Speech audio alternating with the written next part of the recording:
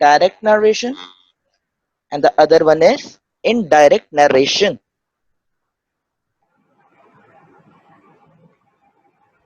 अब direct narration क्या होता है पहले इस पे बात कर लेते हैं। डायरेक्ट नरेशन का मतलब होता है भाई कि जब कभी भी हम मतलब कि किसी भी शख्स की बात को कन्वे करें। For example the saying of the great कायदे आजम, ठीक है जी, the saying of the great holy prophet peace be upon him. इन लोगों की कई भी जो बातें हैं उनको एज इट इज कोट कर देने को हम लोग ये कहते हैं कि that the sentence is in direct narration और इनडायरेक्ट स्पीच फॉर्म। यानी कि अगर मैं कोई भी बात करूंगा ना तो आपने उसको वर्ड टू वर्ड क्या कर देना है, आगे कोट कर देना है अंडर सम कोटेशंस। उसको हम डायरेक्ट नरेशन कहते हैं। आप चाहे तो देखें मैंने बहुत आसान वर्ड्स में लिखा भी है ब्लॉक के अंदर, व्हेन वी रिपीट हिज और हर वर्ड्स। किसी भी शख्स या किसी भी लड़के या लड़की या किसी भी पर्सनैलिटी की कई भी बातों को रिपीट कर देना, that's it, this is your direct narration.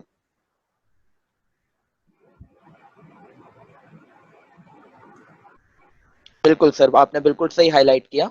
और इसी के नीचे मैंने इसकी कुछ एक कंडीशन लिखी हुई है।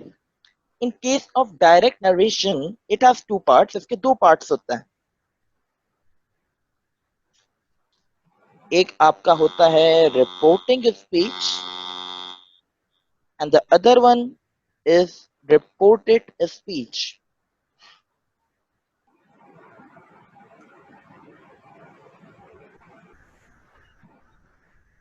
Now we have to understand what's the difference between reporting speech and reported speech।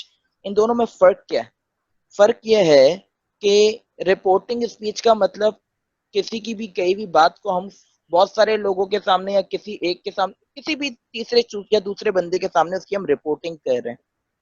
और रिपोर्टेड स्पीच का मतलब होता है जो बेसिकली हालात और वाकयात जो हैं हुए हैं, सही ना। फॉर एग्जाम्पल मिस्टर ए और मिस्टर बी के बीच में बातचीत हुई। मिस्टर ए मिस्टर बी के बीच में जो बातचीत हुई वो मिस्टर बी ने आगे जाके मिस्टर सी को कोट कर दी। तो बेसिकली मिस्टर बी जो है मिस्टर ए के साथ हुई भी बात की क्या कर रहा है, रिपोर्टिंग कर रहा है। और मिस्टर ए के साथ वो मामलात हुए हैं वो उसकी रिपोर्टेड स्पीच होगी, उसके ऊपर जो भी मामलात वाकई हुए। सही है। इसके ऊपर मैं आपको एक स्टोरी बेस्ड जो है पूरी नरेशन लिख के दे दूंगा, लेकिन अभी मुद्दा हमारा नरेशन का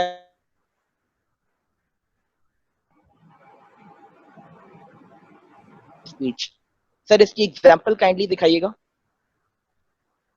इसी के नीचे। सर आप अपनी लास्ट बात जरा रिपीट करिएगा, आपकी आवाज़ अटक गई थी। अच्छा, बस इसकी लास्ट, बस इसका जो कंक्लूजन है मैं इसको रिपीट कर देता हूँ कि शॉर्टली शॉर्टली समझ रहे हैं। नरेशन के दो डायरेक्ट नरेशन के दो पार्ट्स हैं, एक रिपोर्टिंग है and the other one is reported. वो अभी हम एक एग्जांपल, बड़ी मासूम सी एग्जांपल मैंने लिखी हुई, उससे हम समझ जाएंगे इसको। एग्जांपल में मैंने लिखा he said I am fine. यहाँ पे आपने कोई रूल्स नहीं समझने, कुछ नहीं समझना, बस इसमें दो चीजें जो गिवन है वो समझनी है कि क्या क्या होती हैं। जो बंदा बात कर रहा है, जो कम्युनिकेटर है, he is the reporting speech. He said जहाँ पे लिखा हुआ है हमारे पास, वो हमारा रिपोर्टिंग स्पीच कहलाएगा।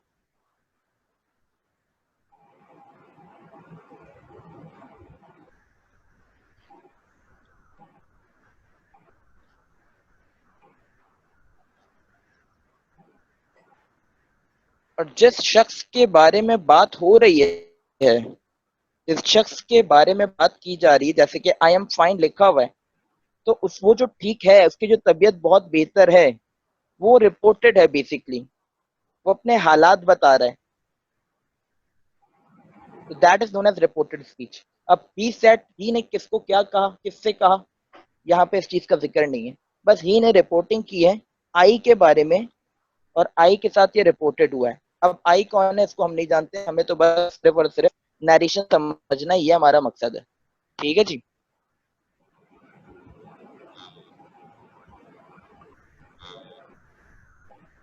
सरफान, चैट में कोई क्वेश्चन हमारे पास? नहीं। ठीक है, यहाँ तक कोई problem? Shall we proceed now?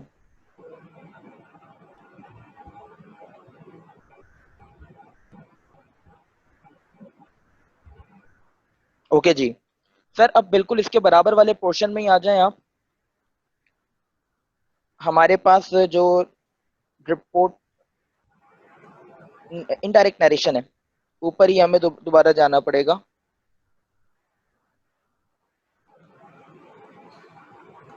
बिल्कुल।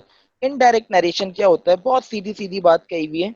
When we convey the same meaning in our own words, जैसे कि for example the sayings of the great कायदे आजम को जब हम कन्वर्ट कर देंगे